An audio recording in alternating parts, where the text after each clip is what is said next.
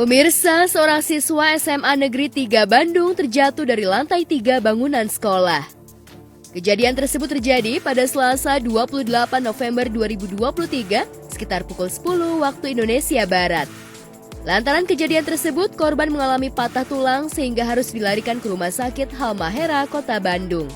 Pantauan di SMA N3 Bandung, lantai 3 bangunan sekolah kurang lebih memiliki ketinggian mencapai 10 meter. Korban diduga jatuh ke area kolam ikan yang sudah tidak difungsikan. Jadi hari ini, hari Selasa tanggal 28 November, sekitar pukul 10.20 pagi hari ya, kemudian bertempat di SMA 3 di Bandung di Jalan Belitung. Ada informasi bahwa ada siswa yang terjatuh awalnya dari lantai 3 sekolah, kemudian langsung dibawa oleh pihak sekolah untuk perawatan intensif di rumah sakit.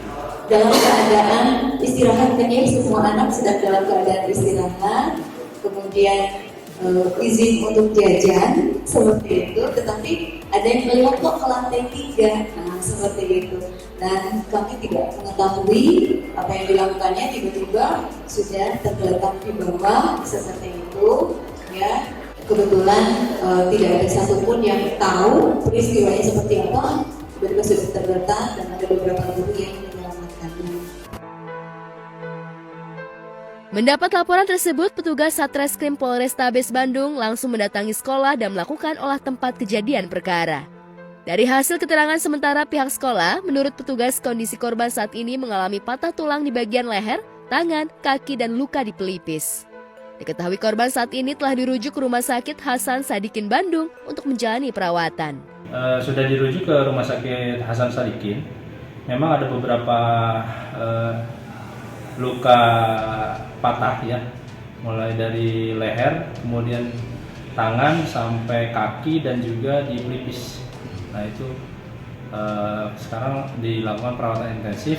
Tadinya di Rumah Sakit Sariningsi, namun sudah dirujuk ke Rumah Sakit RSHS. Jadi kami sampai saat ini masih melaksanakan pemeriksaan kepada seluruh tenaga pendidik, guru-guru, kemudian juga saksi yang ada di TKP, beserta juga kepala sekolahnya juga kami minta keterangan. Jadi sementara ini memang ada dari pihak BK atau dari bimbingan konseling dari pihak sekolah. Memang yang bersangkutan korban tersebut memang dilakukan pengawasan khusus dari pihak BK-nya. Namun untuk lebih pastinya mungkin nanti kami akan mengcross-check kembali ke pihak tenaga ahli terkait maupun dokter ya, untuk memastikan apakah kondisi yang bersangkutan ini ada kondisi khusus ataupun tidak. Ya, dari informasi yang beredar di sekolah tersebut, korban sebelumnya diduga mengalami putus cinta. Bahkan beberapa kali melakukan tindakan melukai diri sendiri. Kasus jatuhnya siswa SMA N3 Bandung dari bangunan sekolah perlahan mulai menemukan titik terang.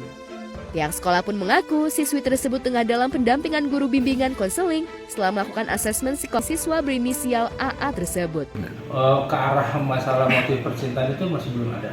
Jadi kita sampai saat ini masih berkoordinasi dengan guru-guru yang ada di sana, karena memang karena posisinya ada di sekolah dengan jam sekolah, memang itu tugas dan tanggung jawabnya guru untuk melakukan pengawasan kepada siswanya.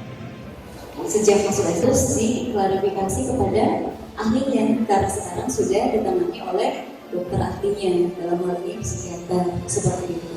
Adapun setelah kontak sosialnya baik-baik saja dan menjadi ketua dari ekskul, berarti kan pada dasarnya baik-baik saja, penanganannya yang kami sesuaikan ya, sesuai dengan tadi yang temuan yang sifatnya bimbingan konseling, sifatnya begitu Pak.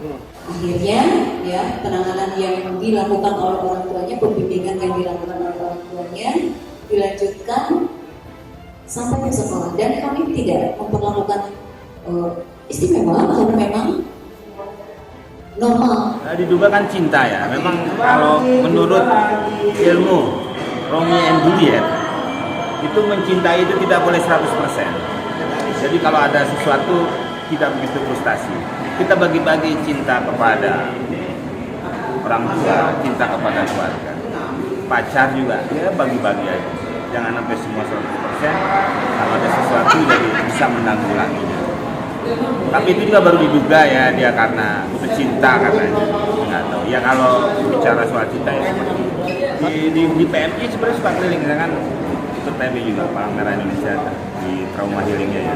Kadang-kadang kalau kasih bencana ya ke sekolah-sekolah itu jadi PMI. Kalau membicarakan cinta itu belum. Kayak gitulah masa-masanya belajar, apalagi harus mencintai yang dulu. Dan saya bilang tadi, mencintai sesuatu itu tidak boleh 100%, semuanya harus dibagi-bagi. Jadi kalau terjadi sesuatu, patahnya nggak patah banget, paling nggak retak lah itu, masih bisa buat yang baik. Kalau frustasinya nyusruk, akhirnya bisa berbuat negatif. Kayaknya sekarang tuh makin banyak berita-berita di mana anak sekolah itu semakin nekat untuk menyakiti diri sendiri hanya karena permasalahan mungkin putus cinta, mungkin bullying. Nah, kayaknya di sini sebuah peran yang sangat besar itu ada pada sosial media kalau menurut saya ya. Banyak aksi-aksi di sosial media yang mungkin anak sekolah itu tirukan. Ya di sini sebenarnya yang harus diperketat lagi adalah pendidikan dari orang tua dari rumah sih. Bagaimana mereka menguatkan mental anak agar tidak terjerumus hal-hal yang seperti itu. Karena miris banget anak SD, ada juga yang bunuh diri karena nggak dikasih handphone. Itu kan kayak sesuatu yang mungkin dulu itu jarang ya kita temuin, tapi semakin sosial media ini semakin berkembang, semakin gampang orang melihat hal-hal seperti itu dan ditirukan. Jadi kayaknya orang tua di rumah harus lebih menjaga anak-anaknya, karena pendidikan pertama kan ada di orang tua ya, ada di rumah.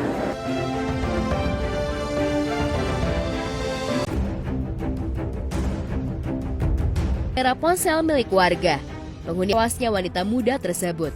Kasus tewasnya wanita muda ini pun ditangani Polsek Serpong dan Polres Tangerang Selatan. Ya, masalahnya mungkin berat banget gitu, tapi doakan ya agar beliau bisa dapetin yang terbaik di sisinya. Jadi masalah itu sebenarnya bisa diselesaikan kalau kita tidak hanya berkutat sama masalah itu. Untuk keluarga yang tinggalkan ya semangat terus dan bisa tetap ditempatkan, dan aku yakin dia bisa dapat tempat yang terbaik di sisi. Amin.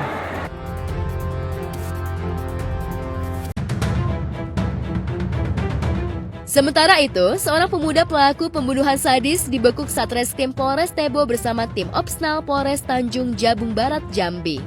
Pelaku Zuhdi Adison, warga Kecamatan Tebo Tengah, Kabupaten Tebo, Jambi, membunuh korban Muklis yang diketahui merupakan informasi keberadaan pelaku yang sedang berada di rumah orang tuanya. Polisi pun langsung membekuk pelaku.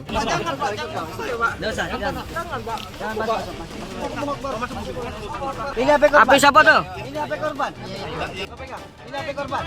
Yang dua ini. HP korban ini. Kepada polisi, pelaku mengakui semua perbuatannya yang telah menghabisi nyawa korban yang merupakan bos kebun tempatnya bekerja. Besar dikit suara kau tuh. Ya, terlalu emosi aku, Pak. Dia bilang aku kerja macam... Bukan karena kau minjem duit Anika itu? Bukan, aku tidak ada minjem duit, Pak. Tidak ada minjem duit. Sebelum malam tuh ada nelpon dia katanya. Tidak ada, Pak. Aku cuma nanya kerja besok di mana, Pak. Dan tebasan aku tuh dari jam 7 sampai jam 8 tuh baru dikit. Jadi dia bilang kerja aku tuh macam... Lalu, terus? Dan disitulah aku emosi, Pak. Adapun motif dari pelaku adalah di mana pelaku merasa sakit hati atas sesuatu ucapan yang diucapkan oleh korban, di mana si pelaku tidak terima. Untuk pelaku sendiri kita tangkap di Kabupaten Tangerang Barat, tepatnya. Saat ini pelaku telah diamankan di Polres Tebo bersama barang bukti berupa sebilah parang, kayu bulat, 2 unit handphone, dan 1 unit sepeda motor milik korban. Atas perbuatannya, polisi akan menjerat pelaku dengan ancaman pasal 338 KUH Pidana Jungto, pasal 365 ayat 3, dengan ancaman pidana paling lama 20 tahun penjara atau paling lama seumur hidup. Saya ingin mengucapkan turut berduka cita ya untuk bos tersebut yang terpaksa harus meninggal dengan kondisi yang mengenaskan. Tapi di sini satu pelajaran yang rasanya bisa kita petik bersama adalah hati-hati dalam menggunakan kata-kata, terutama pada saat kita dalam kondisi emosi atau emosional. Lebih baik kita diam dulu, kita tarik nafas dulu, kita minum dulu, kita redakan diri kita dulu. Jangan sampai mengeluarkan kata-kata yang menyakitkan, karena kita nggak pernah tahu perasaan orang itu seperti apa. Ada yang mudah sekali tersinggung, ada yang baperan, ada yang kuat mental, berbeda-beda. Ini sampai kata-kata tersebut tajam. Ada juga pepatah yang bilang bahwa lidah itu bisa lebih tajam daripada pisau. Ini terjadi.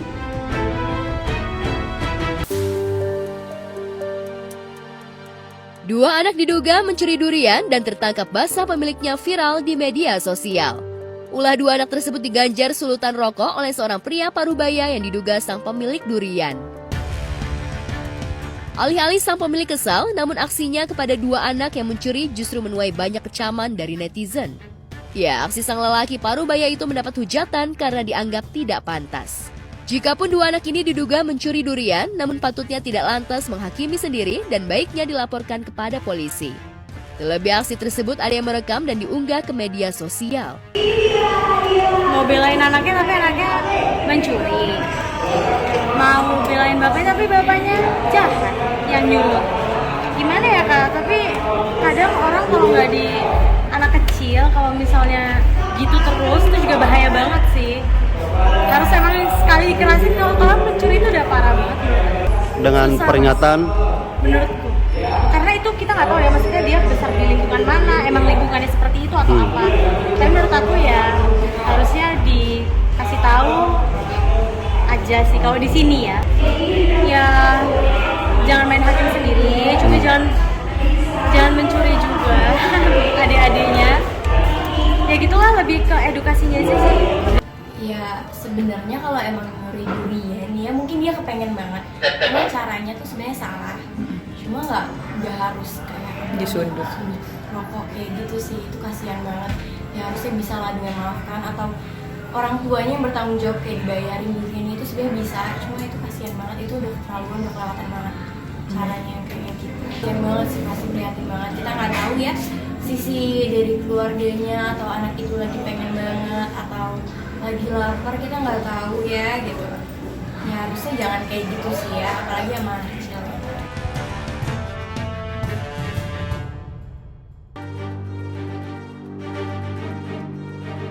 Sebuah parasut terjun payung mendarat di atap sebuah rumah di Blitar belum lama ini.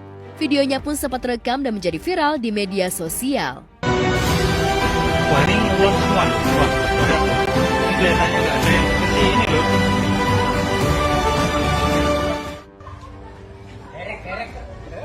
Awas, pengantin.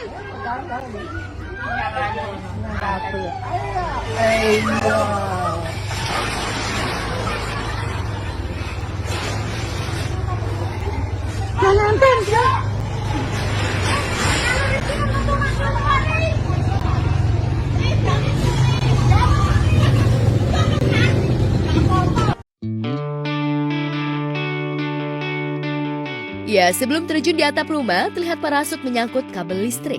Terlihat pula ada seorang prajurit TNI yang mengendalikan terjun payung itu. Meski sempat mendarat di atap rumah warga gegara parasut tersangkut kabel listrik, namun diketahui anggota TNI yang melakukan terjun payung tersebut selamat. Sejumlah selebriti pun ikut menyorot kejadian viral tersebut. Namanya kan dia ke bawah angin kali ya, arah angin kan nggak ada yang tahu, meskipun dia udah profesional, tapi arah angin itu semua semesta yang menentukan. Ya mudah-mudahan rumah yang disaperin bapak itu baik-baik aja dan kondisi bapak nggak patah tulang.